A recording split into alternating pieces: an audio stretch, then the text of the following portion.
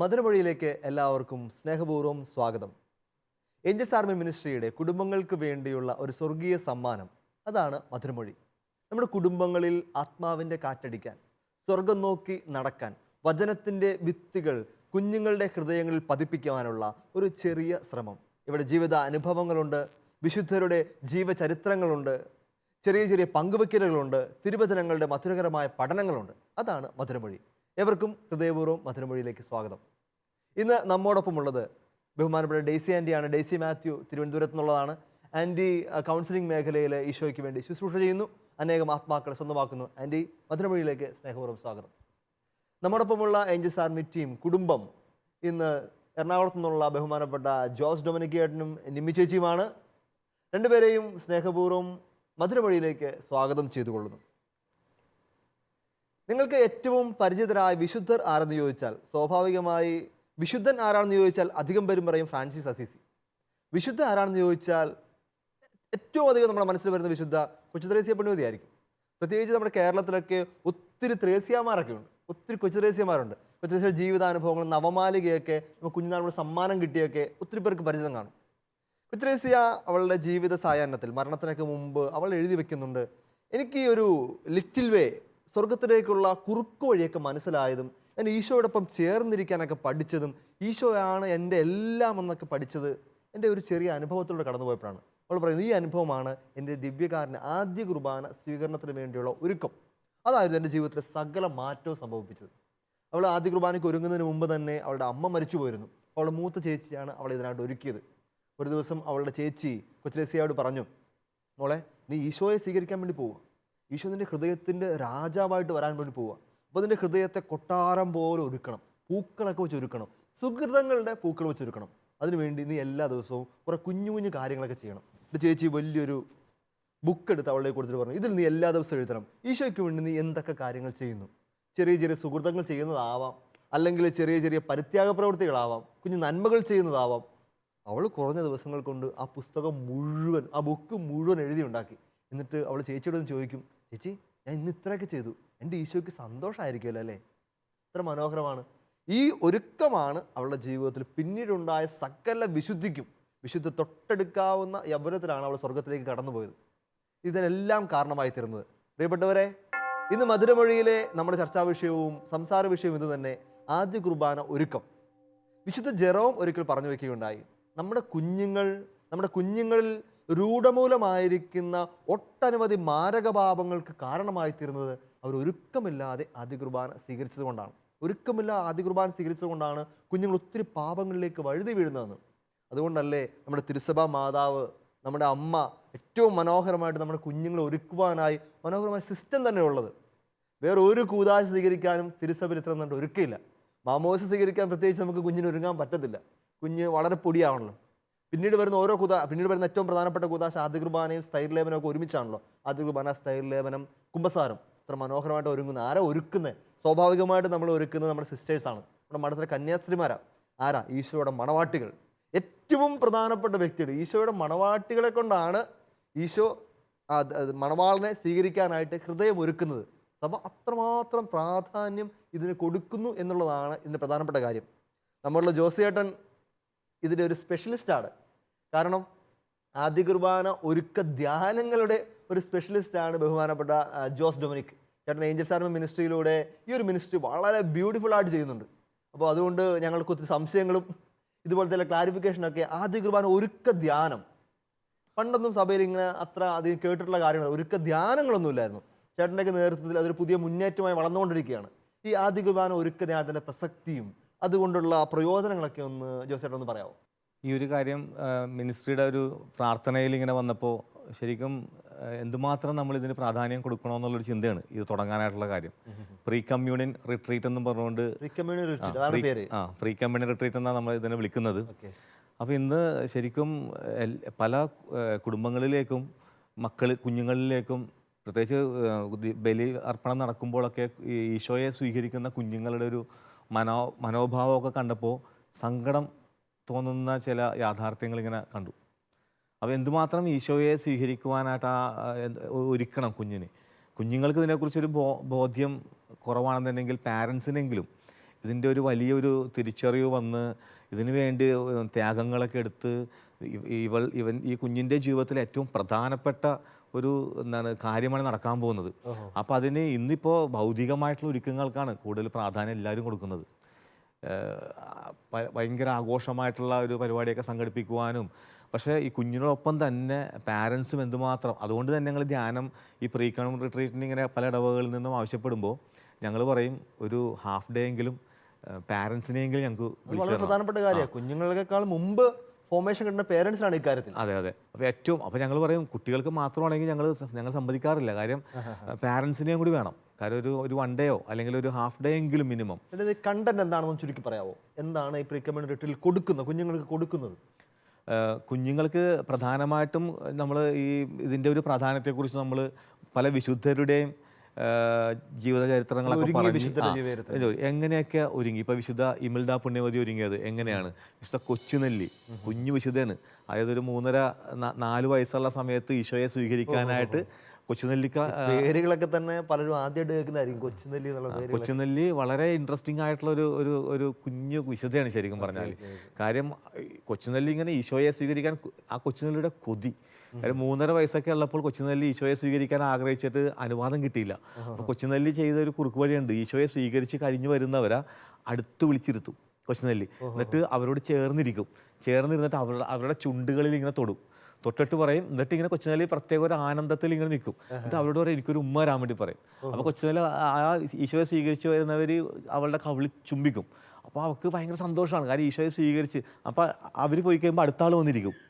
ഇങ്ങനെ കുർബാന സ്വീകരിച്ച് കഴിഞ്ഞ് വരുന്നവരെ തൊട്ടടുത്തിരുത്തി അവരുടെ ചുണ്ടുകളിൽ സ്പർശിക്കുന്നതും അവരുടെ ചുംബനം മേടിക്കുന്നതും അത്ര കൊതിയായിരുന്നു കൊച്ചുനെല്ലിക്ക്.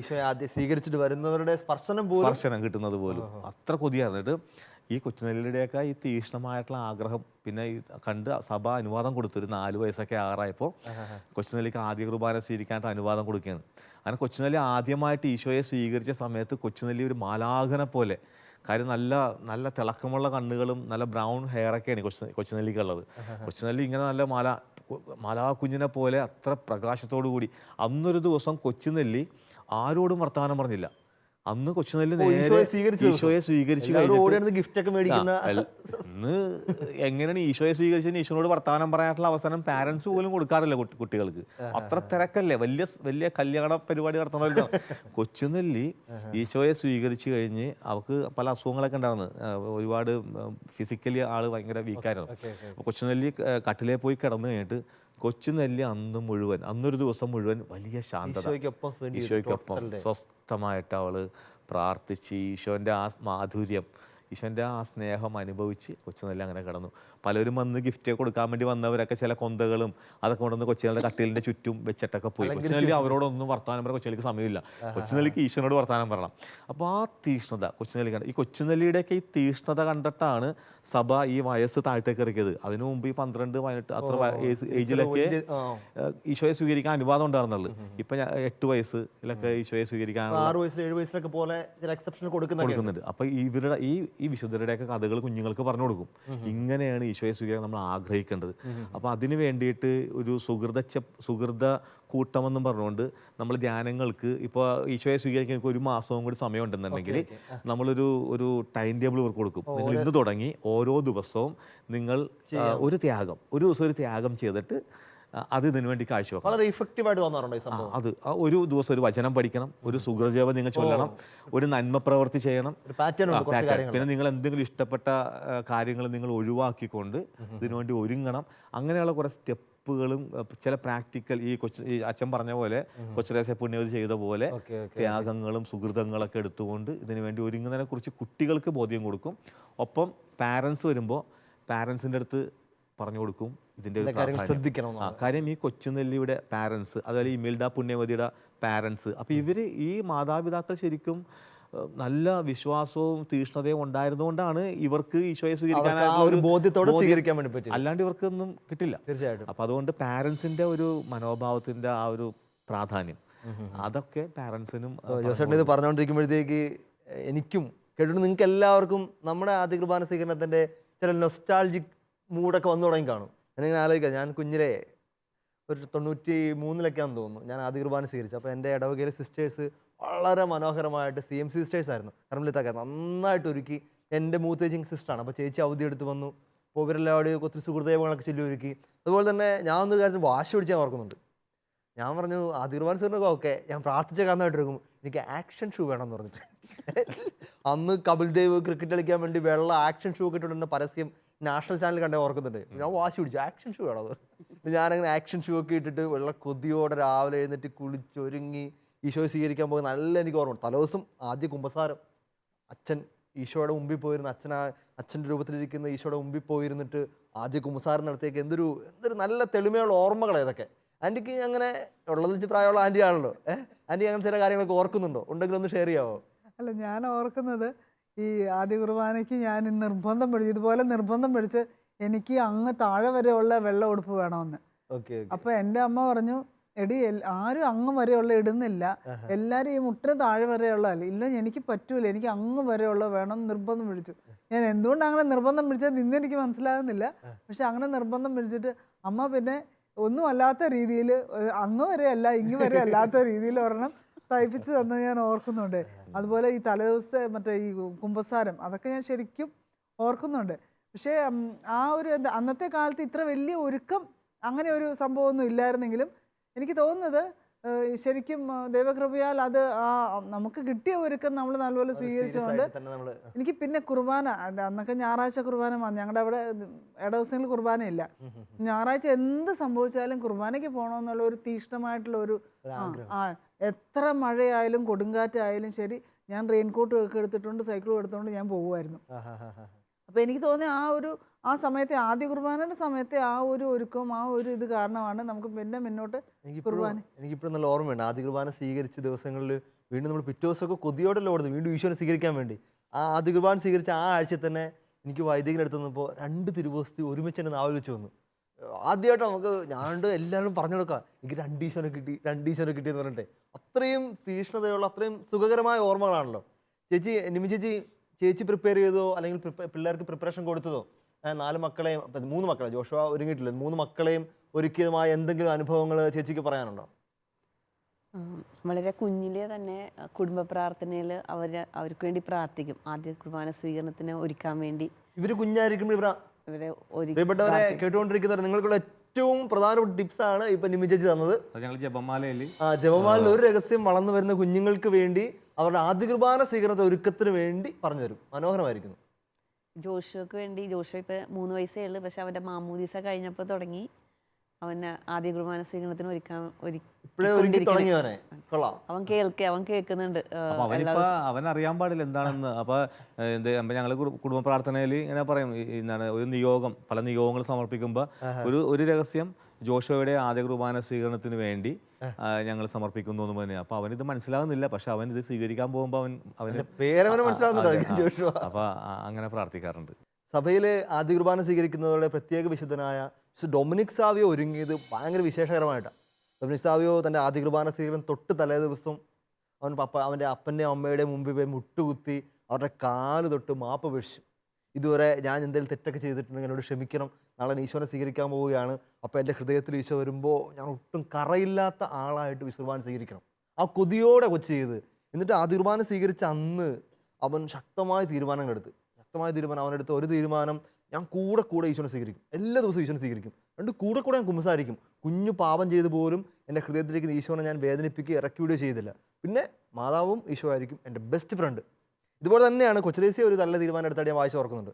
കൊച്ചുത്രേസ്യ ആദ്യ കുർബാന സ്വീകരിച്ച ദിവസം അന്ന് അവൾ ഡയറിയിൽ കുറിച്ചിട്ടെന്ന് പറഞ്ഞാൽ, ഇനി ഈശോയും കൊച്ചുത്രേസ്യ ഇല്ല, ഈശോയുടെ കൊച്ചുത്രേസ്യയുടെ ഈശോ. അത്ര മനോഹര. ഇതാണ് പ്രിപ്പയർ ചെയ്ത് ഈശോനെ സ്വീകരിച്ചാലുള്ള കുഞ്ഞുങ്ങളുടെ വ്യത്യാസം. ആൻറ്റിക്ക് ഇങ്ങനെ എന്തെങ്കിലും കുഞ്ഞുങ്ങളെ പ്രിപ്പയർ ചെയ്യിച്ചതോ അല്ലെങ്കിൽ ആരെങ്കിലും സഹായിച്ചതോ, കൗൺസിലർ എന്നിട്ട് ആരെങ്കിലും സഹായിച്ചതോ എന്തെങ്കിലും ഓർമ്മകളുണ്ടോ ആൻറ്റി? എനിക്ക് എൻ്റെ മോളുടെ കാര്യം തന്നെയാണ് ഓർമ്മ വരുന്നത്. അവൾ ഒത്തിരി കൊച്ചായിരുന്നു അപ്പോഴത്തേനും. എന്നും കുർബാനയ്ക്ക് പോകുമല്ലോ. അപ്പം കുർബാന കഴിഞ്ഞിട്ട് ഇറങ്ങി വീട്ടിൽ വന്നതിന് ശേഷം അവൾ പറഞ്ഞു, മമ്മി എനിക്ക് ഇന്ന് ഒരു സംഭവം ഉണ്ടായി. ഞാൻ ചോദിച്ചു എന്ത് പറ്റി? ഞാൻ ആ പള്ളിമുറ്റത്ത് നിന്നപ്പോഴേ, ഞാൻ നീ പള്ളിമുറ്റത്ത് നിന്നില്ലല്ലോ, കേക്ക് മുഴുവനും. ഞാൻ ആ പള്ളിമുറ്റത്ത് നിന്നപ്പം എൻ്റെ മുമ്പിൽ ഉണ്ണീശോ വന്നു. ഞാൻ എന്നിട്ട് ഉണ്ണീശോ കൈ നീട്ടാൻ പറഞ്ഞു. എന്നിട്ട് ഞാൻ കൈ നീട്ടിയപ്പോൾ ഉണ്ണീശോ എൻ്റെ കയ്യിൽ വെള്ള കളറിലുള്ള മുല്ലപ്പൂ വെച്ചു. എന്നിട്ട് പറഞ്ഞു, ഇതാണ് കുർബാന, നിനക്ക് ഞാൻ തരുന്ന കുർബാനയാന്ന്. നല്ല മണമായിരുന്നു. അപ്പം ഞാൻ പറഞ്ഞു, മോളെ നിനക്ക് കുർബാന ഒന്നും സ്വീകരിക്കാറായിട്ടില്ലല്ലോ.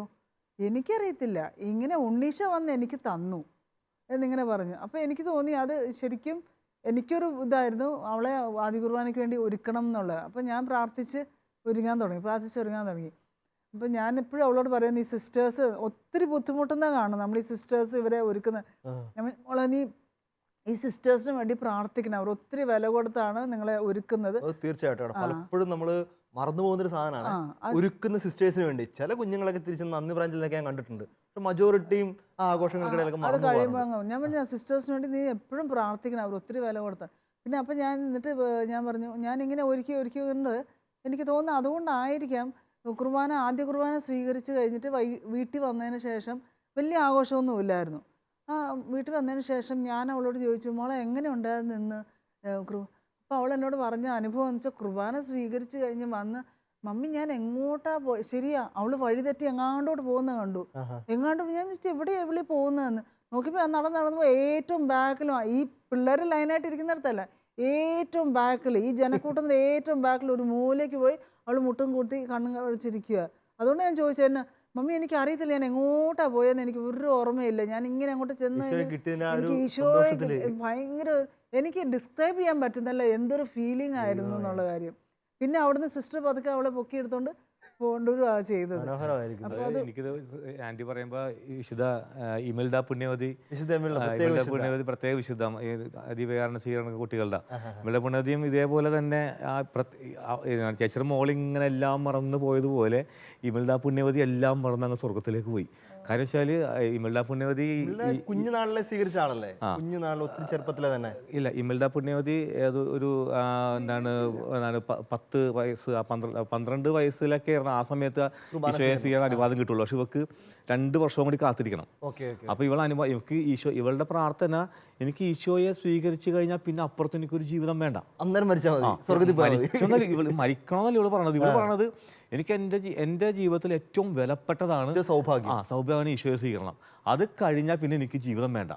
അത്രക്ക് കൊതിയോടുകൂടി കാത്തിരുത്. അപ്പം അനുവാദം ചോദിച്ചപ്പോഴത്തേക്കും സഭാധികാരികൾ പറഞ്ഞ് 2 വർഷം കൂടി കാത്തിരിക്കാൻ പറഞ്ഞു. അപ്പം ഇവള് ഭയങ്കര സങ്കടപ്പെട്ട് എല്ലാവരും ഈശോയെ സ്വീകരിക്കാൻ വേണ്ടി പോകുന്നു, കൊതിയോടുകൂടി ഇങ്ങനെ മുട്ടുമേനിക്കണാണ് പള്ളിയിൽ. അപ്പോഴത്തേക്കും അവിടെ ഒരു അത്ഭുതം നടന്നു.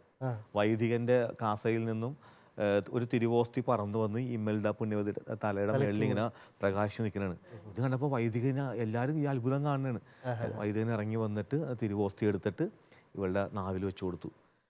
നാവിൽ വെച്ചു കൊടുത്തപ്പോൾ പ്രത്യേക ഒരു അനുഭൂതിയിൽ ചേച്ചിയുടെ മോളിങ്ങനെ ഒന്നും അറിയാത്തതുപോലെ വഴിതെറ്റിപ്പോയ പോലെ പോയതുപോലെ ഇമിൽഡ പുണ്യവതി വഴി തെറ്റിയില്ല, നേരായ വഴിയിലൂടെ നേരെ. കാരണം മണിക്കൂറുകളിരുന്ന്, അപ്പൊ എല്ലാവരും പള്ളിയിലത്തെ കഴിഞ്ഞ് അവിടെ മുറികളിലേക്ക് പോയി. അപ്പൊ ഇമിൽഡ പ്രാർത്ഥിക്കണമെന്ന് ഓർത്ത് എല്ലാവരും മുറികളിലേക്ക് പോയി. 3-4 മണിക്കൂർ കഴിഞ്ഞ് തിരിച്ചു വന്നപ്പോഴത്തേക്കും ഇമിൽഡ അവർ ഒറ്റ നിപ്പ. എല്ലാവരും വന്ന് തൊട്ട് നോക്കിയപ്പോൾ അനുഭൂതിയിൽ, ആ സ്വർഗീയ അനുഭൂതിയിൽ ഈശോന്റെ പക്കലേക്ക് പറന്നുപോയി. മനോഹരമായിരിക്കുന്നു. നമ്മളിങ്ങനെ ഒത്തിരി വിശുദ്ധരുടെ അനുഭൂതികൾ, ഇത് ഈശോയെ സ്വീകരിച്ചു കഴിഞ്ഞിട്ട് അമ്മ ത്രേസ്യയൊക്കെ പറന്നു പോയെന്ന് കേട്ടിട്ടുണ്ട്. ആ സ്വീകരിച്ച ഒരു സ്നേഹത്തിന്റെ ബലത്തിലേ നമ്മൾ ഇതുപോലെ വിശുദ്ധരുടെ ജീവിതങ്ങളും ഒരുക്കങ്ങളെ കണ്ടുകൊണ്ടിരിക്കുമ്പോൾ അതിന് മറുപുറം കൂടിയുണ്ട്. പലപ്പോഴും ചില സമയത്തൊക്കെ ഒരുക്കമില്ലാതെ പോകുന്നതിൻ്റെ ഒരു വിഷമകരമായ അവസ്ഥകളൊക്കെ ഞാൻ കണ്ടിട്ടുണ്ട്. ഒത്തിരി സങ്കടം നിന്നൊരു അനുഭവം. ഞാൻ ഒരിക്കലും ഒരു ആദ്യ കുർബാന സ്വീകരണത്തിന് ധ്യാനത്തിന് ഒരുക്കി കഴിഞ്ഞപ്പോഴത്തേക്ക് ഒരു കൊച്ചിനെ ചോദിച്ചപ്പോൾ കൊച്ചു പറഞ്ഞു, ഞാൻ ഈ വർഷം ആദ്യ കുർബാന സ്വീകരിക്കുന്നില്ല എന്ന് പറഞ്ഞു. ഞാൻ ഒരുങ്ങിയല്ലോ. ഇല്ല വീട്ടിൽ ചാച്ചൻ പറഞ്ഞു നമ്മുടെ വീട് പണിയൊന്നും കഴിഞ്ഞിട്ടില്ല, അതുകൊണ്ട് വീട് പണിയൊക്കെ കഴിഞ്ഞിട്ട് അടുത്ത വർഷം നമുക്ക് ആദ്യ കുർബാന സ്വീകരിച്ചാൽ മതിയെന്ന്. ശരിക്കും പറഞ്ഞാൽ എനിക്ക് ഒത്തിരി വിഷമം തോന്നി. അതിൻ്റെ ആ വില മനസ്സിലാവാത്തതുകൊണ്ടാണ്. എത്രയും നേരത്തെ ആ കൊച്ചാണെങ്കിൽ ആ ബാച്ചിൽ ഏറ്റവും ഗ്രേസ്ഫുള്ളായിട്ട് ഒരുങ്ങി വെച്ചായിരുന്നു, ഏറ്റവും മനോഹരമായിട്ട് കാണാൻ നല്ല വിശുദ്ധിയുള്ള കുട്ടിയായിരുന്നു. അപ്പോൾ ശരിക്കും പറഞ്ഞാൽ എനിക്ക് ഒത്തിരി വിഷമം തോന്നി സംഭവം. ഒത്തിരി വിഷമിപ്പിക്കുന്ന കുറേ അനുഭവങ്ങൾ. ഒരിക്കൽ ആദ്യ കുർബാന സ്വീകരണം കഴിഞ്ഞിട്ട് കൊച്ചിങ്ങ് നടന്നു വരുവാണ്. കൊച്ചി നടന്നു വന്ന് ആ ക്യൂവിൽ നിന്നപ്പോഴത്തേക്ക് കൊച്ചി അമ്മയോട്, അമ്മ എൻ്റെ ലിപ്സ്റ്റിക്ക് പോയാന്നൊന്ന് നോക്കാവാന്ന്. അപ്പോൾ അമ്മ അന്നേരം ശരിയാക്കി കൊടുക്കുന്നത്. എനിക്ക് പറഞ്ഞാൽ ഇതൊക്കെ ചങ്ക് പൊട്ടുന്ന കാഴ്ചകളാണ്. കാരണം ഇത്രയും ഒരുക്കത്തോടെ ഈശോനെ സ്വീകരിച്ച് തമ്പുരാൻ ഹൃദയത്തിൽ വന്ന് നിൽക്കുമ്പോൾ മറ്റു ലോകത്തിന് കുഞ്ഞു കുഞ്ഞു കാര്യങ്ങളിലൊക്കെ പെട്ടിട്ട് അതിൻ്റെ ആ ഒരു പ്രാധാന്യം മറന്നു പോകുന്നതിൻ്റെ അവിടെ ആ കുഞ്ഞിനേക്കാളും കൂടുതൽ അമ്മയുടെ റെസ്പോൺസിബിലിറ്റി ആണ് അല്ലേ? അതെ, അത് ശരിക്കും പറഞ്ഞാൽ ഒരു ബോധ്യമില്ലായ്മയോ, എനിക്ക് തോന്നുന്നു വില മനസ്സിലാവാന്നിട്ടാന്ന് തോന്നുന്നേ. അതായത് ഈശോ നമ്മളെ വില കൊടുത്ത് മേടിച്ചവരല്ലേ. ഈശോയുടെ തിരുരക്തത്തിന് വിലയാണ് നമ്മൾ ഓരോരുത്തർ, നമ്മുടെ രക്ഷ. അപ്പോൾ നമ്മൾ എന്തോരം വില കൊടുത്ത് വേണം അവനെ നമ്മുടെ ഹൃദയത്തിലേക്ക് സ്വീകരിക്കാൻ. ഒരു കുഞ്ഞുദാഹരണം പറഞ്ഞാൽ, ഇപ്പോൾ നമ്മുടെ വീട്ടിലേക്ക്, നമ്മുടെ ആരെങ്കിലും വീട്ടിലേക്ക് ഫ്രാൻസിസ് പാപ്പ കടന്നു വരാൻ പോകുന്നു വിചാരിച്ചു. ഇമാജിൻ ചെയ്യുമ്പോഴേ നമ്മളൊക്കെ മുഖമൊക്കെ വിരിയും. ഫ്രാൻസിസ് പാപ്പ നമ്മുടെ വീട്ടിലേക്കാണ്, ആ കൊള്ളാം. നമ്മൾ എന്ത് ചെയ്യും? നമ്മൾ വേഗം പോയി അടുത്തുള്ള നാട്ടുകാരെ മുഴുവൻ അറിയിക്കും. നമ്മൾ വീട് മാത്രമല്ല, ചുറ്റുപാട്, നമ്മുടെ ആ ടൗൺ, നമ്മുടെ ഏരിയ മുഴുവൻ അലങ്കരിക്കും. ഭയങ്കര ആഘോഷം, ചുറ്റുപാടുള്ള വീടുകളൊക്കെ അലങ്കരിക്കും. നമ്മുടെ വഴിയൊക്കെ നമ്മൾ പറഞ്ഞ ഒന്നൊരു ടാർ ചെയ്യും, ഭയങ്കര ആഘോഷമാക്കും. ഭയങ്കരമായിട്ട് വീടൊക്കെ മുഴുവൻ നമ്മൾ പുത്തൻ ലൈറ്റൊക്കെ ഇട്ട്, പുതിയ രൂപങ്ങളൊക്കെ വെച്ച്, നമ്മളും പുത്തൻ ഉടുപ്പൊക്കെ ഇട്ട് ഭയങ്കര സെറ്റപ്പ്. അതാണ് ഫ്രാൻസിസ് പാപ്പ, കർത്താവിൻ്റെ ഭൂമിയിലെ പ്രതിപുരുഷൻ, നല്ലൊരു പ്രധാനമന്ത്രി, ആര് വേണമെങ്കിലും ആയിക്കോട്ടെ. അപ്പോൾ ഈശോ വരുന്നതാണ്. ഈശോ ഹൃദയത്തിലേക്ക് എഴുന്നള്ളി വരുമ്പോൾ എത്രയേറെ കൊതിയോടും തീക്ഷ്ണതയോടും ഭക്തിയോടും വേണം നമ്മളെ സ്വീകരിക്കാനായിട്ട്, വില കൊടുത്ത്. അതെന്താ ജോസേട്ടാ, എനിക്ക് ആ ഒരു ഭാഗം ഭയങ്കര ഇഷ്ടമാണ്, വില കൊടുത്ത് ഈശോയെ സ്വീകരിക്കുക. അങ്ങനെ വില കൊടുത്ത് സ്വീകരിച്ച എന്തെങ്കിലും അനുഭവങ്ങളോ, അല്ലെങ്കിൽ ധ്യാനിപ്പിക്കാൻ പോയപ്പോൾ കുഞ്ഞുങ്ങൾ എന്തെങ്കിലും ഷെയർ ചെയ്ത കാര്യങ്ങളോ, അതെനിക്ക് തോന്നുന്നു ഞാൻ ഉദ്ദേശിച്ച ഭാഗം ഇതാണ്. ഞാൻ ഒരിക്കലും ഒരു കുഞ്ഞിനെ സംസാരിച്ചപ്പോൾ അവൻ പറഞ്ഞാണ്, അവൻ ഒരു വർഷം ഈശോനെ സ്വീകരിക്കാൻ വേണ്ടി അവന് ഭയങ്കര ഇഷ്ടമാണ് പഴംപൊരി. ഒന്നല്ല വീട്ടിൽ ഉണ്ടാക്കി കൊടുക്കണം, അല്ലെങ്കിൽ കടയിൽ പോയി അവൻ മേടിച്ചിരിക്കും. അവന് അത്ര വീക്ക്നെസ്സാണ്. അവന് പ്രായമാവുന്നതിന് മുമ്പ് ആദ്യ കുർബാന സ്വീകരിക്കാനായിട്ട് പ്രത്യേക അനുവാദം കിട്ടി. പച്ചൻ പറഞ്ഞു, അവൻ ഒരുങ്ങിയെങ്കിൽ അവൻ നമുക്ക് അടുത്ത വർഷം കൊടുക്കാമെന്ന് പറഞ്ഞു. ഇവന് ഒരു വർഷം മുഴുവൻ അവൻ്റെ ഏറ്റവും ഫേവററ്റ് ആയിട്ടുള്ള പഴംപൊരി ആരും നിർമ്മിച്ചിട്ടൊന്നുമല്ല, പേരൻസ് പറഞ്ഞിട്ടൊന്നുമല്ല, അവൻ സ്വന്തമായിട്ട് തീരുമാനിച്ചു ഈശോയ്ക്ക് വേണ്ടി ഞാനിതങ്ങ് മാറ്റി വെച്ചേക്കാം. അത് ചോക്ലേറ്റ്, ഐസ്ക്രീം, ഇങ്ങനെ ഒത്തിരി വില കൊടുക്കുന്ന കുഞ്ഞുങ്ങളെ കണ്ടിട്ടുണ്ട്. കുഞ്ഞുങ്ങൾ മാത്രമല്ല, പേരൻസിനെ കണ്ടിട്ടുണ്ട്. ജസ്റ്റ് അതുപോലെയുള്ള അനുഭവങ്ങൾ എന്തെങ്കിലും? ഒരുപാടുണ്ട് അച്ഛാ. ഈ ധ്യാനങ്ങളിലൊക്കെ പോകുമ്പോഴേ അത് കഴിഞ്ഞിട്ടും ചിലപ്പോൾ നമ്മൾ ഒരു വർഷം ധ്യാനിപ്പിച്ച് അടുത്ത വർഷം ചെല്ലുമ്പോഴത്തേക്ക് അവരുടെ പാരൻസിൻ്റെ ചില അനുഭവങ്ങൾ, ചിലർ ചെയ്ത കാര്യങ്ങൾ. ഇപ്പം ഞങ്ങളുടെ വീട്ടിൽ ചെയ്തത് തന്നെ, ഇപ്പോൾ കുഞ്ഞുങ്ങളുടെ അടുത്ത് ഈ കാര്യം പറഞ്ഞപ്പോൾ അച്ഛനീ പറഞ്ഞ പഴംപൊരി മാറ്റി വെച്ചെന്നൊക്കെ പറഞ്ഞ പോലെ, നിങ്ങൾക്ക് ഇഷ്ടമുള്ള എന്തെങ്കിലും ത്യാഗങ്ങളൊക്കെ എടുത്ത് ഒരുങ്ങാൻ പറയും. അപ്പോൾ അത് ഇവരുടെ ഒരു ഫ്രീഡത്തിന് വിടണമാണ്. നിങ്ങൾക്ക് ഇഷ്ടമുള്ള ഒരു ഉപവാസം നിങ്ങൾ തന്നെ എടുക്കുക. അപ്പോൾ ഞാൻ ചില മൂത്ത മക്കൾ, ഒരാൾ മിഠായി കഴിക്കണ്ടെന്ന് വെച്ചു. ഇത് ആദ്യ കുർബാന സ്വീകരണം വരെ ഞാൻ മിഠായി കഴിക്കുന്നില്ല. അങ്ങനെ മിഠായി കഴിക്കാതെ ഒരാൾ ടി വി കാണുന്നില്ല എന്ന് തീരുമാനിച്ചു. ഐസ്ക്രീം, ഏറ്റവും ഇഷ്ടപ്പെട്ട ഐസ്ക്രീം കഴിക്കുന്നില്ല. അപ്പോൾ അതിനുവേണ്ടി അങ്ങനെ ഒരുങ്ങി പ്രാർത്ഥിച്ച ചില കുട്ടികൾ. അതേപോലെ ഏഞ്ചൽസ് ആർമി മിനിസ്ട്രിയിൽ കോർ ടീമിലുള്ള ജസ്റ്റിൻ ഡസീറ്റയുടെ ഒരു മോൻ ജോയൽ, അവന് ഇതേപോലെ ചോക്ലേറ്റ്സുകളെല്ലാം ഉപേക്ഷിച്ചുകൊണ്ട് 2 വർഷം ആദ്യ കുർബാന സ്വീകരണത്തിന് വേണ്ടി ഒരുങ്ങിയിട്ടാണ് അവനെ ഈശോയെ സ്വീകരിച്ചത്. എന്ത് സന്തോഷമായിരിക്കും അല്ലേ ഹൃദയത്തിലേക്ക് വരാൻ വേണ്ടിയിട്ടാണ്. അതെ. അപ്പോൾ കുഞ്ഞുങ്ങളെടുത്ത് പറയും, നിങ്ങളിങ്ങനെ ത്യാഗങ്ങളൊക്കെ എടുത്ത് സുഹൃതങ്ങളൊക്കെ എടുക്കുമ്പോൾ നിങ്ങൾ അൽത്താരയിൽ ഈശോയെ സ്വീകരിക്കുവാനായിട്ട് എഴുന്നള്ളിക്ക് വെക്കുമ്പോൾ റോസാപ്പൂക്കൾ വെക്കും. പൂക്കളൊക്കെ വെച്ച് അലങ്കരിക്കണം. അപ്പോൾ നിങ്ങൾ ഒരു ത്യാഗപ്രവൃത്തി ചെയ്യുമ്പോൾ ഒരു റോസാപ്പൂ നിങ്ങളുടെ ഹൃദയത്തിൽ വരും. അടുത്തൊരു ത്യാഗപ്രവൃത്തി പിറ്റേ ദിവസം ചെയ്യുമ്പോൾ വീണ്ടും ഒരു റോസാപ്പൂ നിങ്ങളുടെ ഹൃദയത്തിൽ വരും. ഇങ്ങനെ എത്രമാത്രം റോസാപ്പൂക്കൾ കൊണ്ട് നിങ്ങളുടെ ഹൃദയത്തെ അലങ്കരിക്കാമോ അത്രമാത്രം റോസാപ്പൂക്കൾ. അപ്പോൾ ഈശോ നിങ്ങളുടെ ഹൃദയത്തിലേക്ക് എഴുന്നള്ളി വരുമ്പോൾ ഈശോക്ക് സന്തോഷവും. കാരണം റോസാപ്പൂക്കളുടെ എണ്ണം കാണുമ്പോൾ. അതേപോലെ സുഹൃജപം, നമ്മൾ ഒരേ കുഞ്ഞു സുഹൃജപങ്ങൾ പഠിപ്പിക്കും.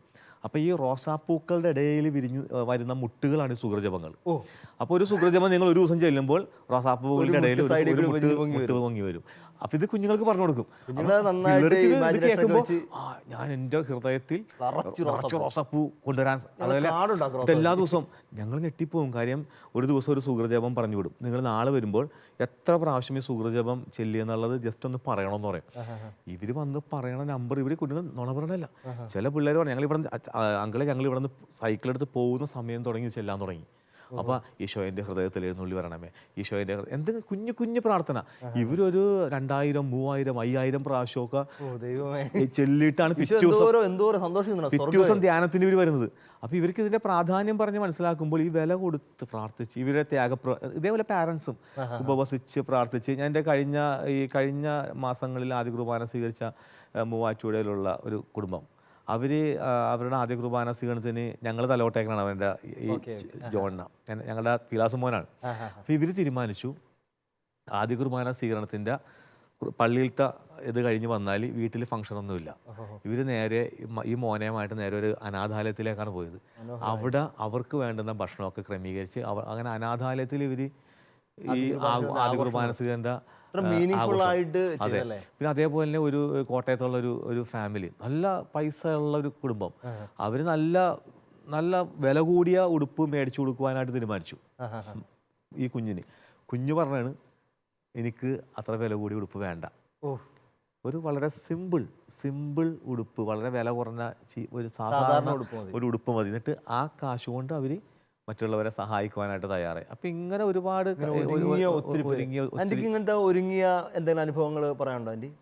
അത് ഞങ്ങളുടെ അവിടെ ഞാൻ ഓർക്കും ഒരു ഇടവകയിൽ വികാരിച്ചൻ പറഞ്ഞാണ്, ഒത്തിരി പാവങ്ങളുള്ള ഇടവകയാണ്, സാധാരണക്കാരുടെ ഒരു.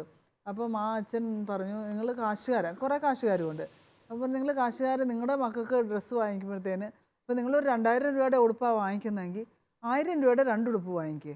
എന്നിട്ട് ഒരു പാവപ്പെട്ട കൊച്ചിന്, നിവൃത്തിയില്ലാത്ത ഒരു കൊച്ചിന്, നിങ്ങളുടെ കൊച്ചിന് വാങ്ങിക്കുന്ന മുടിയും ക്രൗണും എല്ലാം അതുപോലെ തന്നെ വേറൊരു കൊച്ചിന് ആവശ്യമായിട്ടുള്ള, നിങ്ങളിപ്പോൾ 5000 രൂപയുടെ ഒരു ആഘോഷമാണെങ്കിൽ ആ വീട്ടിലും 5000 രൂപയുടെ, അങ്ങനെ നിങ്ങളുടെ ഒരു അതിനു വേണ്ടി ആ ഒരു ചെലവിനെ പകുതിയാക്കി വേറെ ഒരു പ്രവൃത്തിയാക്കി മാറ്റുക കുടുംബത്തിനോട് കൂടി. അത് ഭയങ്കര ഒരു നല്ല ഒരു ചിന്തയായിരുന്നു. ഒത്തിരി പേര് അതിന് തയ്യാറാകുകയും ചെയ്തു. അപ്പോൾ ആ കുഞ്ഞുങ്ങൾക്ക് തന്നെ കിട്ടുന്ന ഒരു ബോധ്യം. പിന്നെ അത് കഴിഞ്ഞ് എനിക്ക് തോന്നുന്നു ഈ ആഡംബരം ഭയങ്കര കൂടുതലായിട്ട് നമ്മുടെ ആഘോഷങ്ങളിൽ പ്രസന്റ് നമ്മൾ തന്നെ നമ്മുടെ മക്കൾക്ക് ആദ്യ കുർബാനയ്ക്ക് ഗിഫ്റ്റായിട്ട് കൊടുക്കുന്ന മൊബൈല്, അതിന് പകരം ഒരു ചിൽഡ്രൻസ് ബൈബിൾ കൊടുക്കുക, വിശുദ്ധരുടെ പുസ്തകങ്ങൾ കൊടുക്കുക. അവരെ നമ്മൾ റൈറ്റ് ഡയറക്ഷനിൽ കൊണ്ടുപോകണം. പിന്നെ ആദ്യ കുർബാനയിൽ നിങ്ങൾ സ്വീകരിക്കുന്ന അപ്പാണെന്നുള്ള, നമ്മളിപ്പോൾ ഈ അച്ഛൻ പല പ്രാവശ്യം ഈശോയെ സ്വീകരിക്കുന്നത് പലർക്കും ആ ബോധ്യമല്ല ഈശോയാണ്, ഈശോയുടെ ശരീരവും രക്തവും തന്നെയാണ് സ്വീകരിക്കുന്നത് എന്നുള്ളത്. അപ്പോൾ ആ ഒരു ബോധ്യം നമ്മൾ കുഞ്ഞുങ്ങൾക്ക് നമ്മൾ കൊടുക്കുക എന്നുള്ളത് നമ്മുടെ ഒരു കടമയാണ്. എന്നാലേ ഉള്ളൂ ഇൻ ഫ്യൂച്ചർ അവർക്ക് എല്ലാ ദിവസവും കുർബാനയ്ക്ക് പോകണമെന്ന്, ഈശോയുടെ ശരീരവും രക്തവും സ്വീകരിക്കണം. അതുവരെ അവർക്ക് രോഗങ്ങൾ മാറും, എല്ലാം പഠനം എളുപ്പമാവും, ഒത്തിരി കാര്യങ്ങൾ അനുഗ്രഹം കിട്ടും എന്നുള്ള ആ ഒരു ബോധ്യം, ആ കുർബാനയെ കുറിച്ചുള്ള ബോധ്യം. അതുപോലെ ഈ ആദ്യ കുർബാന സ്വീകരിക്കുന്ന ഇവരുടെ സമയത്ത് ഇവർ വെക്കുന്ന നിയോഗങ്ങൾക്ക് വിലയുണ്ട്. കാര്യം ഈ കൊച്ചുനെല്ലി, ഞാൻ ഒരു എക്സാമ്പിൾ പെട്ടെന്ന്, കൊച്ചുനെല്ലിക്ക് ഒരു അസുഖം ഉണ്ടായിരുന്നു. ഈ താടിയെല്ലുകൾ ദ്രവിച്ച് ഉള്ളിലെ എല്ലുകൾ ഒടിഞ്ഞു പോകും, എന്നിട്ട് പഴുപ്പ് വരും, മോണയില് പഴുപ്പ് വന്ന് നിറയും, എന്നിട്ട് വല്ലാത്ത ദുർഗന്ധമായിരിക്കും കൊച്ചുനെല്ലിയുടെ വായിൽ. സിസ്റ്റേഴ്സ് വന്നിട്ട് ഇത് സിറിഞ്ച് വെച്ചൊക്കെ വലിച്ചെടുക്കുക എന്ന് പറയുമ്പോഴത്തേക്ക് ഭയങ്കര പെയിൻഫുള്ളാണ്. ഈ സമയത്ത് കൊച്ചുനെല്ലി ഇങ്ങനെ ക്രൂശിതരൂപം മുറുകെ പിടിക്കും, കരയില്ല. എൻ്റെ ഈശോ സഹിച്ച വേദനയായിട്ട് നോക്കുമ്പോൾ ഈ 3.5 വയസ്സുള്ള കൊച്ചുനെല്ലി പറയുന്ന കാര്യമാണ്. അപ്പോൾ ഈ കൊച്ചുനെല്ലിയുടെ ഈ അസുഖം ഈശോയെ ആദ്യ കുർബാന സ്വീകരണത്തിൽ നടന്നൊരു അത്ഭുതം. ആദ്യ കുർബാന സ്വീകരിച്ച സമയം തുടങ്ങി സൗഖ്യം, ആ വായു നല്ല ദുർഗന്ധം വിട്ടുപോയി. അപ്പം ഞങ്ങൾ കുട്ടികളെടുത്ത് പറയേ, പ്രിയപ്പെട്ട കുഞ്ഞുങ്ങളെ, നിങ്ങളുടെ ഹൃദയത്തിലേക്ക് ആദ്യമായി ഈശോ കടന്നു വരുന്ന ആ നിമിഷം വിലപ്പെട്ട സമയമാണ്. അഭിഷേകം നിങ്ങളുടെ കുടുംബത്തിന്റെ ചില പ്രത്യേക നിയോഗങ്ങളാകാം, അല്ലെങ്കിൽ നിങ്ങളുടെ വ്യക്തിപരമായ നിയോഗങ്ങളാകാം. അതങ്ങോട്ട് ഈശോക്ക് അങ്ങോട്ട് കൊടുത്തതിനാൽ ഈശോ അത് അപ്പൊ അതിൻ്റെ ഒരു പ്രാധാന്യം ആ ദിവസം ഇവരുടെ ജീവിതത്തിൽ വളരെ പ്രധാനപ്പെട്ടതാണെന്നുള്ളത് ഒരു ബോധ്യം കുട്ടികൾക്ക്. എനിക്ക് തോന്നുന്നു നമുക്ക് ഇത് ഒത്തിരി കാര്യങ്ങൾ നമ്മൾ പറഞ്ഞു, കുഞ്ഞുങ്ങൾക്ക് ചെയ്യാൻ പറ്റുന്ന കാര്യങ്ങൾ, ഈശോയെ സ്വീകരിക്കാൻ വേണ്ടി ഒരുങ്ങുമ്പോൾ എങ്ങനെയൊക്കെ ഒരുങ്ങണം, പേരൻസിന് എങ്ങനെ ഒരുങ്ങണം, ഇടവക മൊത്തം എങ്ങനെ ഒരുങ്ങണം. കാരണം അത്ര പ്രധാനപ്പെട്ട കാര്യം, സഭ അത്ര തീക്ഷ്ണതയോടും അത്ര പ്രാധാന്യത്തോടും. ഒരു പോയിന്റ് കൂടെ നമുക്ക് വിട്ടുപോയ ഒരു പോയിന്റ് പ്രധാനപ്പെട്ടതാണ്.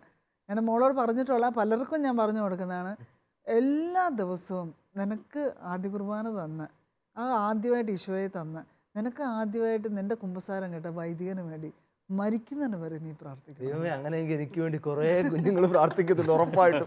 ഇതെല്ലാവരും കേട്ടോളാം കേട്ടോ, എല്ലാവരും കേൾക്കുകയും ശ്രദ്ധിക്കുകയും തീർച്ചയായിട്ടും പ്രാക്ടീസ് ചെയ്യുകയും ചെയ്യണം. കാരണം പാവപ്പെട്ട വൈദികർക്ക് ഒത്തിരി പ്രാർത്ഥനയുടെ അത്യാവശ്യമുണ്ട് ഈ കാലഘട്ടത്തിൽ. അതുകൊണ്ട് ആദ്യ കുർബാന സ്വീകരിക്കുന്നവരുടെ പ്രത്യേക വിശുദ്ധയായ വിശുദ്ധ നെനോലീന, പറയാൻ ഇച്ചിരി പാടാണ് വാക്ക്, എന്നാലും വിശുദ്ധ നെനോലീനയുടെ ചെറിയൊരു അനുഭവം പറഞ്ഞിട്ട് നമ്മുടെ എപ്പിസോഡോട് അവസാനിപ്പിക്കുകയാണ്. വിശുദ്ധ നെനോലീന ആദ്യ കുർബാന സ്വീകരിക്കുന്ന ഒരു പ്രത്യേക വിശുദ്ധയാണ്. അവൾ എങ്ങനെ ആദ്യ കുർബാന സ്വീകരിച്ചവർ അതിനുശേഷം ബിഹേവ് ചെയ്യണമെന്ന് കൃത്യമായിട്ട് അവളുടെ ജീവിതത്തിൽ കാണിച്ചു തന്നു. ആകെ 6 വർഷം ഈ ഭൂമി ജീവിച്ചിട്ടുള്ളൂ. 1930 ജനിച്ചു, 1936 മരിച്ചു. അവൾ 5-ാം വയസ്സ് ഈശോയെ സ്വീകരിച്ചു. ഒറ്റ വർഷം മാത്രമേ അവൾ ഈശോയെ ദിവ്യകാരണം തുടർച്ചയായിട്ട് സ്വീകരിക്കാൻ പറ്റുള്ളൂ. പക്ഷേ ആ സമയത്തൊക്കെ ഒത്തിരി അസുഖങ്ങൾ, കാലം മുറിച്ച് മാറ്റുക, ഒത്തിരി അസുഖങ്ങളൊക്കെ ഉണ്ടായിരുന്നു. അപ്പോൾ എല്ലാ ദിവസവും അവൾ ആദ്യ കുർബാന സ്വീകരിച്ചിട്ട് പള്ളിയിൽ, അപ്പോൾ അവിടെ കൂടെ ഉള്ളവരൊക്കെ എല്ലാവരും പുറത്തേക്ക് കളിക്കാനൊക്കെ വേണ്ടി പോകും. അപ്പോൾ ഇവർക്ക് പോകാൻ പറ്റില്ല. ഇപ്പോൾ പള്ളി തന്നെ അങ്ങ് ഇരിക്കും. എല്ലാവരും പോയെന്ന് ഉറപ്പായി കഴിയുമ്പോൾ ഇപ്പോൾ അതൊക്കെ ഞൊണ്ടി സക്കറാരുടെ മുമ്പിൽ വന്നിട്ട് പറയും, oh my dear infant Jesus, now everybody have gone, let's go for games. എല്ലാവരും ഇറങ്ങിപ്പോയി, ഇനിയിപ്പോൾ നമുക്ക് കളിക്കാൻ പോകാമെന്ന് ചരിത്രം പറയുന്നു. ഉണ്ണീശോ അവിടുന്ന് ഇറങ്ങി വന്ന് ഇവരോടൊപ്പം കളിക്കാൻ പോയെന്ന്. അതികുർബാന സ്വീകരിച്ച കുഞ്ഞുങ്ങൾ അവിടുന്ന് വളർന്നു തുടങ്ങുന്നുണ്ട്. ഈശോടൊപ്പം കളിച്ചും ഈശോടൊപ്പം സംസാരിച്ചും ഈശോടൊക്കെ എഴുത്തുകളൊക്കെ എഴുതിയും നമ്മുടെ ജീവിതത്തിൽ എല്ലാ കാര്യങ്ങളും കുഞ്ഞു കുഞ്ഞു ഡയറി കുറിപ്പുകളൊക്കെ എഴുതി അങ്ങനെയൊക്കെയല്ലേ കൊച്ചുത്രേസ്യയുടെ ലോകം മുഴുവൻ അറിയപ്പെടുന്ന നവമാലിക പോലും ഉണ്ടായത്. ഇതുപോലുള്ള കുഞ്ഞു കുഞ്ഞു ശീലങ്ങൾ തുടർച്ചയായിട്ട് വളർത്തിക്കൊണ്ട് വരിക. സിറുമലബാർ കുർബാനയിലും ലാറ്റിൻ കുർബാനയിലും അതിൻ്റെ അവസാന ഭാഗത്തിൽ നിന്ന് പ്രാർത്ഥനയുണ്ട്. ഞങ്ങളുടെ കർത്താവായ ഈശോയെ, ഞങ്ങൾ സ്വീകരിച്ച ദിവ്യരഹസ്യങ്ങൾ ഞങ്ങളുടെ കടങ്ങളുടെ പൊറുതിക്ക് കാരണമാകട്ടെ, ഞങ്ങളുടെ ശിക്ഷാവധിക്ക് കാരണമാകാതിരിക്കട്ടെ. ഞങ്ങൾ സ്വീകരിച്ച ദിവ്യരഹസ്യങ്ങൾ ശിക്ഷാവധിക്ക് കാരണമാകാതിരിക്കട്ടെ.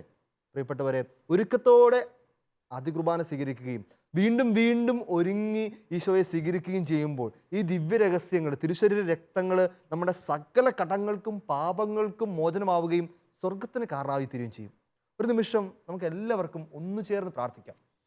എല്ലാവരും ഒന്ന് കണ്ണുകൾ അടച്ച് കുടുംബത്തിലുള്ള എല്ലാവരും ചേർന്ന് നിന്ന് ഒന്ന് പ്രാർത്ഥിക്കട്ടെ. പ്രത്യേകിച്ച് ഈ ഒരു വർഷം ആദ്യ കുർബാന സ്വീകരിക്കാൻ വേണ്ടി ഒരുങ്ങുന്ന കുഞ്ഞുങ്ങളുണ്ടെങ്കിൽ അവരെ പ്രത്യേകമായിട്ട് നമുക്ക് ഓർത്ത് സമർപ്പിക്കാം. എല്ലാ ഇടവകളിലും കാണും കുറേ കുഞ്ഞുങ്ങൾ. അവരെയൊക്കെ നമുക്ക് ഓർത്ത് സമർപ്പിച്ച് പ്രാർത്ഥിക്കാം. ഈ ഭൂമിയിൽ ഒരു കുഞ്ഞും വേണ്ടത്ര ഒരുക്കം കൂടാതെ ഈശോയെ സ്വീകരിക്കാൻ ഇടവരുത്തരുതേ. കാരണം അവർ സാത്താൻ്റെ കരങ്ങളിലേക്ക് വളരെ ആഴത്തിൽ പതിഞ്ഞു പോകാൻ അതിന് കാരണമാകും. ഈശോയെ, ഞങ്ങൾ കേണപേക്ഷിച്ച് പ്രാർത്ഥിക്കുന്നു, ഈ ഭൂമിയിൽ ഒരു കുഞ്ഞും ഇതിനെ ഒരുക്കം കൂടാതെ സ്വീകരിക്കരുതേ. ഏതെങ്കിലുമൊക്കെ കുഞ്ഞുങ്ങൾ ഒരുക്കം കൂടാതെ തന്നെ സ്വീകരിച്ച് സത്താൻ്റെ കരങ്ങളിലെ ഉപകരണങ്ങളായി തീർന്നിട്ടുണ്ടെങ്കിൽ കർത്താവേ, നിന്റെ കരുണയുടെ കരം നീട്ടി ആ കുഞ്ഞുങ്ങളെ പാപാവസ്ഥയിൽ രക്ഷിക്കണമേ. ഞങ്ങളെല്ലാവരെയും എന്നും അതികുർബാന സ്വീകരണത്തിന് ഒരുങ്ങി അതേ തീഷ്ണതയോടും വിശുദ്ധിയോടും കൂടെ ഒരുങ്ങി നിന്നെ സ്വീകരിക്കാൻ ഞങ്ങൾക്ക് കൃപ തരണമേ. പ്രത്യേകിച്ച് പരിശുദ്ധ അമ്മേ, ഈശോയെ ഉദരത്തിലും ഹൃദയത്തിലും ആദ്യമായി സ്വീകരിച്ചവളെ, ആദ്യത്തെ ദിവ്യ കാരുണ്യത്തെ ഉദരത്തിൽ സ്വീകരിച്ചവളെ, തിരുസക്രാരിയായി തീർന്നവളെ, ഞങ്ങൾ ഒന്നു ചേർന്ന് തന്നെ മാധ്യസ്ഥം അപേക്ഷിക്കുന്നു. അമ്മ എങ്ങനെ ഈശോയെ ഉദരത്തിലും ഹൃദയത്തിലും പരിശുദ്ധിയോടെ വഹിച്ചുവോ, അതേ പരിശുദ്ധിയോടെ ഞങ്ങളുടെ ഹൃദയങ്ങളിൽ ഈശോയെ സൂക്ഷിക്കുവാൻ, ഈശോയെ കൊണ്ടു നടക്കുവാൻ, ഹൃദയത്തിൻ്റെ രാജാവും രക്ഷകനും നാഥനുമായി എന്നെന്നും ഈശോയെ സൂക്ഷിക്കുവാൻ ഞങ്ങൾക്ക് കൃപ തരണമേ. സകല വിശുദ്ധരെ, പ്രത്യേകിച്ച് ദിവ്യകാരുണ്യത്തിൻ്റെ പ്രത്യേക ഭക്തരായ വിശുദ്ധരെ ഞങ്ങൾക്ക് വേണ്ടി മാധ്യസ്ഥം വഹിക്കണമേ. വിശുദ്ധ കൊച്ചുത്രേസ്യയെ ഞങ്ങൾക്ക് വേണ്ടി എത്രയും കൂടുതലായി മാധ്യസ്ഥം വഹിക്കണമേ. നമുക്കൊന്ന് ചേർന്ന് ഈശോയുടെ ആശീർവാദം സ്വീകരിക്കാം. നമ്മുടെ കർത്താവ് ഈശോ മിശിഹായുടെ കൃപയും പിതാവായ ദൈവത്തിൻ്റെ സ്നേഹവും പരിശുദ്ധാത്മാവിൻ്റെ സഹവാസവും പരിശുദ്ധ അമ്മയുടെയും സകല വിശുദ്ധരുടെയും മാധ്യസ്ഥവും നാം എല്ലാവരും ഉണ്ടായിരിക്കട്ടെ, ഇപ്പോഴും എപ്പോഴും എന്നേക്കും. ആമേൻ. ഈശോ മിശിഹായ്ക്ക് സ്തുതിയായിരിക്കട്ടെ. ശുഭ ചെയ്തായിരിക്കട്ടെ.